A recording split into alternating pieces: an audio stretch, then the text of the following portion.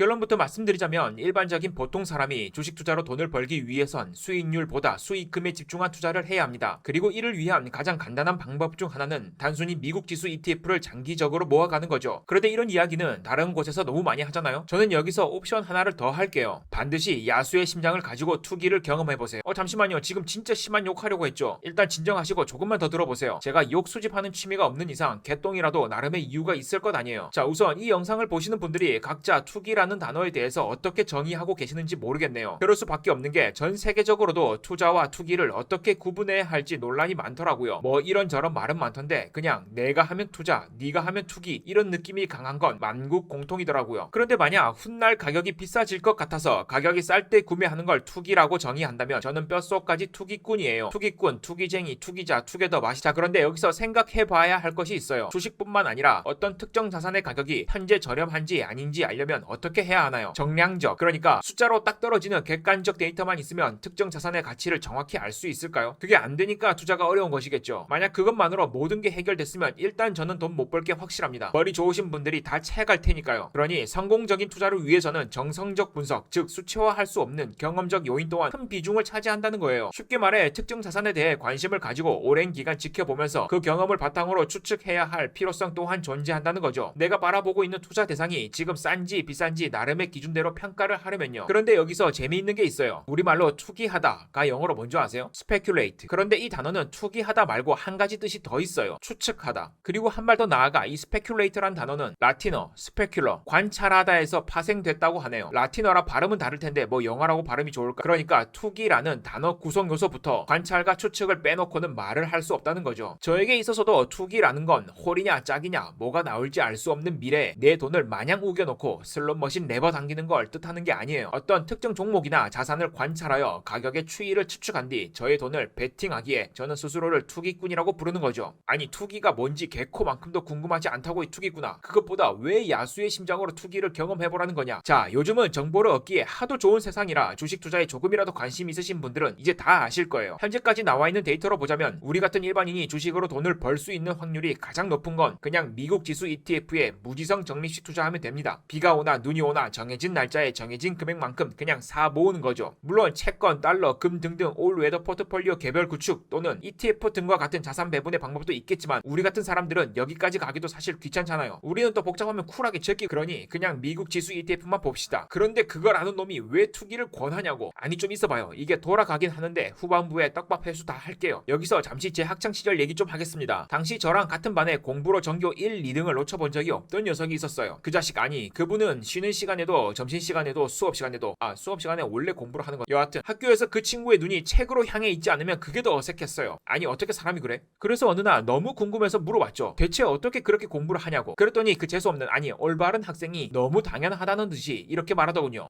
재밌으니까 하지. 정말 생각지도 못한 질문을 듣는다는 듯이 대답을 하더라고요. 아주 그냥 죽방. 아니 그래서 그 친구의 대답이 지금까지도 오랜 기간 뇌리에 남아있어요. 그리고 몇 년 후 학교를 졸업하고 성인이 되었을 때 그 녀석과 동창회에서 우연히 만났죠. 그래서 다시 물어봤습니다. 야, 넌 그때 대체 공부를 어떻게 그렇게 했냐? 대단하다 대단해. 학교를 졸업하고 몇 년이 지난 사이 그 친구는 그제야 조금 깨달았던 것 같아요. 모든 사람이 자신과 같지 않다는 걸 말이에요. 그 친구가 어색하게 웃으면서 말을 하더군요. 전혀 대단하지 않아. 그냥 할만해서 한 거야. 나 역시 너희처럼 의자에 앉아있는 자체가 고통스러웠다면 못했을 거야. 그 친구가 말하길 학창시절이 끝날 무렵 오히려 자신이 놀랐다고 합니다. 다른 사람들은 책상 앞에 앉아있는 걸 그 정도로 힘들어하는 줄 몰랐다고요. 여러분 제 유튜브 채널은요 특별한 주식 강의를 하는 것이 아니에요. 애초에 그럴 실력도 없습니다. 저는 주식 고수가 아니라 주식하는 고추. 다만 이 주식시장에는 반드시 정답이란 게 없을 수도 있다는 메시지를 매번 다른 언어로 수없이 반복할 뿐이에요. 제가 경험한 바로 주식시장이란 곳은 그런 혼란으로 가득한 곳이더라고요. 그런데 주식 관련 유튜브를 보다 보면 간혹 아주 칼같이 확답을 내려주는 곳이 종종 있더라고요. 단타 이렇게만 하면 됩니다. 이런 식으로 말씀하시는 분들이요. 그런데 최근에는 오히려 반대로 이렇게 무작정 사모으기만 하면 다 부자 됩니다. 그런데 왜 안 하죠? 라며 윽박 지르는 것 같은 채널도 무수히 많아졌더라고요. 수십 년 혹은 100년 이상의 미국 주식 백데이터 시뮬레이션 결과를 보여주며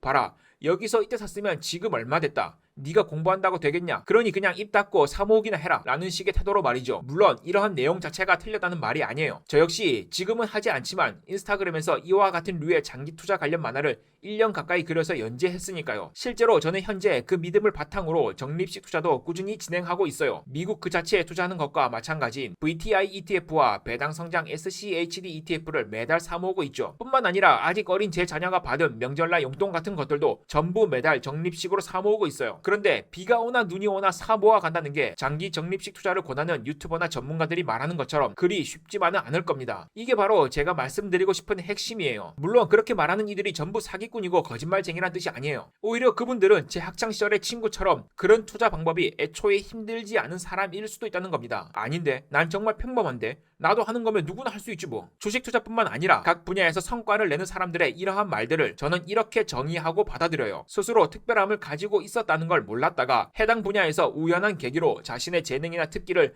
알게 되었구나 라고요. 다만 그걸 아직 스스로 깨닫지 못할 뿐이지. 그래서 저는 이러한 경우를 종종 개화라고 표현해요. 자신도 모르는 사이에 꽃이 피어난 거라고 말이죠. 그런데 아직 피어나지 못한 대부분의 보통 사람들은 이런 이들을 무작정 따라하다 오히려 손실을 입는 경우가 많아요. 적립식 투자하는데 무슨 손실을 겪겠어 라고 생각하시는 분들도 많으시겠지만 금전적인 손실뿐만 아니라 나아가서는 마음까지 다치는 경우도 생겨요. 다들 그렇게 쉽다고만 말하는데 정작 내가 되지 않을 때 마음이 꺾이는 경우도 많거든요. 제가 지난 영상에서도 종종 드리는 말씀 있죠. 시작하기 쉬운 것과 지속하기 쉬운 것은 하늘과 땅 차이라고요. 처음엔 호기롭게 적립식 투자를 시작했다가도 시장이 급 하락하거나 투입 금액이 늘어나면 처음과 달리 적립식 매수 버튼에 선뜻 손이 가질 않아요. 그리고 이런 불안함은 신기하게도 시장이 상승을 해도 마찬가지죠. 너무 오른 건 아닐까? 더 내려가진 않을까? 그러다 보니 결국 적립식 투자 계좌는 방치되어 버리는 경우가 많죠. 혹은 간헐적으로 어떤 날은 매수했다가 어떤 날은 하지 않았다가 이렇게 되던가요. 그리고 이런 시간이 지속될수록 당연히 투자금의 덩치 자체가 잘 풀어나지 않으니 특정 시기에 찾아오는 상승기에는 영 재미가 없죠. 눈에 띄는 성과가 나지 않으니 시간이 갈수록 확신도 점점 옅어지고요. 그러다 보면 높은 확률로 이런 두 가지 상황에 맞닥뜨리게 되는 경우가 많아요. 첫 번째, 몸과 마음이 시장에서 멀어지는 경우. 두 번째, 장기 투자, 적립식 투자를 선택해놓고 너무 많은 정보를 자주 받아들이는 경우. 어찌 보면 첫 번째 결과는 자연스러운 것일 수도 있어요. 애초에 마음이 편한 투자를 하고 싶어서 적립식 투자를 선택했을 테니 눈길이 덜 가는 건 원하는 바일 수 있겠죠. 그런데 눈에서 멀어지면 마음에서도 멀어지죠. 이렇게 되면 시장이 급변할 때 지속적으로 투자를 진행하는 것이 어려워져요. 우리는 매수 버튼을 누르는 기계가 아니라 감정이 있는 사람이거든요. 그리고 두 번째 상황이야말로 가장 위험하면서도 우리들이 가장 많이 접하게 되죠. 기껏 장기 투자를 선택해놓고 매일매일 주식시장을 뒤적거리다 보니 오히려 단기간에 변동성이 큰 투자물로 눈길이 가는 경우요. 아마 이런 경험 해보신 분들 있으실 거예요. 아니 그럼 대체 어떻게 하란 말이야? 주식을 잘 모르는 보통 사람도 수익 볼 확률이 가장 높은 건 적립식 투자라고 해놓고 이래서 어렵다 저래서 어렵다 어쩌라고. 최종적으로 정리하자면 그렇기 때문에 수익률에 집중한 투자 방식과 수익금에 집중한 투자 방식 두 가지 병행하는 것을 추천드린다는 거예요. 여기서 수익률에 집중한 투자 방식이란 적은 투자금으로 시장의 변동성을 활용하는 것을 말해요. 그러니 시장의 흐름을 주기적으로 관찰하고 흘러가는 추이를 추측해보는 것이 중요하죠. 수익금에 집중한 투자 방식이란 투자금의 덩치를 마음껏 늘릴 수 있는 적립식 투자 등을 말합니다. 그러려면 투자 대상의 안정성이 가장 우선이 되어야겠죠. 그런데 대부분의 사람들은 이 두 개 중 하나에 매몰되거나 혹은 한 번에 다 해결하려고 해서 실패하는 경우가 압도적으로 많아요. 투자금을 왕창 늘린 상태로 변동성이 큰 급등주에 들어간다던가 우량주나 대형 ETF를 소액으로 사고 팔고 하는 행위를 반복한다던가 말이죠. 실제로 저의 경우엔 이 둘을 병행하자 서로의 장단점이 상호 보완되면서 좋은 시너지 효과가 나고 있으니까요. 이와 관련해서는 제 지난 영상에서도 말씀을 드렸죠. 그래서 최근 많은 주식 스피커들이 한 목소리로 말하는 그저 사모으기만 하세요 라는 말에 한 가지를 더한 거예요. 야수의 심장으로 자산시장을 관찰하고 추측하는 투기 행위, 즉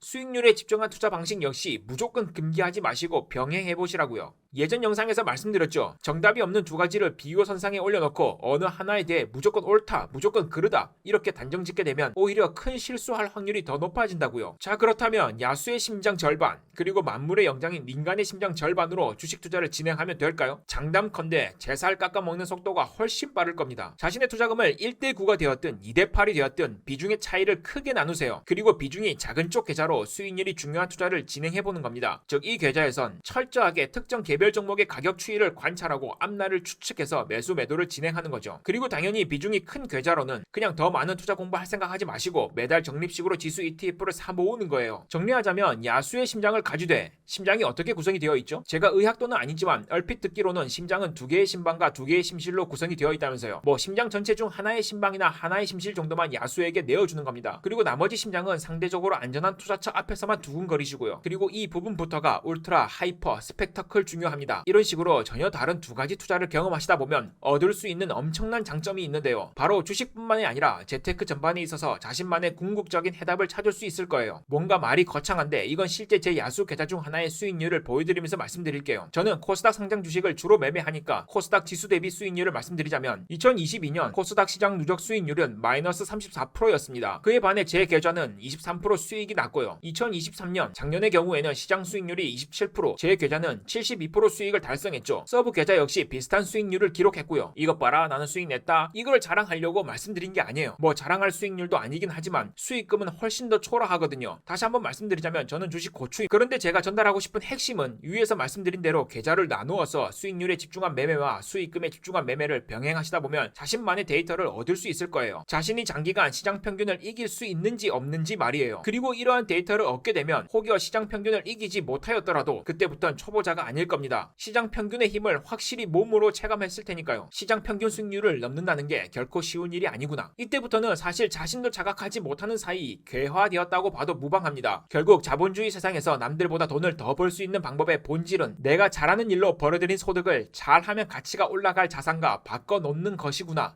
를 피부로 확실하게 체감하게 될 테니까요. 대부분의 사람들은 이 과정까지 오지도 못해요. 그냥 미국 주식은 꾸준히 우상향한데 누가 그러던데 이런 식으로 남들의 의견을 자신의 생각처럼 읊어대거나 혹은 단편적인 지식으로만 알 뿐이지 실제 시장의 힘을 직접 경험한 바가 없기에 진정 이해하고 있지 못하거든요. 그러니 세계 정세에 따라, 금리에 따라, 정권에 따라, 뉴스에 따라 자신의 믿음도 흔들리는 겁니다. 반드시 어느 한쪽에만 너무 매몰되는 걸 경계하시면서 두 가지 투자 방식을 병행해보세요. 잊으시면 안 됩니다. 주식 투자의 최대 강점은 최소한의 리스크로 최대한의 경험을 사볼 수 있다는 것임을요. 그리고 이건 여담인데 저는 여기서 얻은 답이 또 하나 있습죠. 이건 제 야수 계좌 중에서도 가장 뜨거운 단타 야수 계좌 수익률이에요. 물론 계좌 총액은 앞의 계좌에 비해 훨씬 미미하지만 한 해 손실 마이너스 55%. 이제 이 정도 되면 사실 깨달아야죠. 이건 괴화하고 나발이고 애초에 씨앗 자체가 썩었어요. 에라이 그냥 하던 거나 열심히 해야지. 오늘도 쓸데없이 긴 영상 잘 봐주셔서 감사합니다.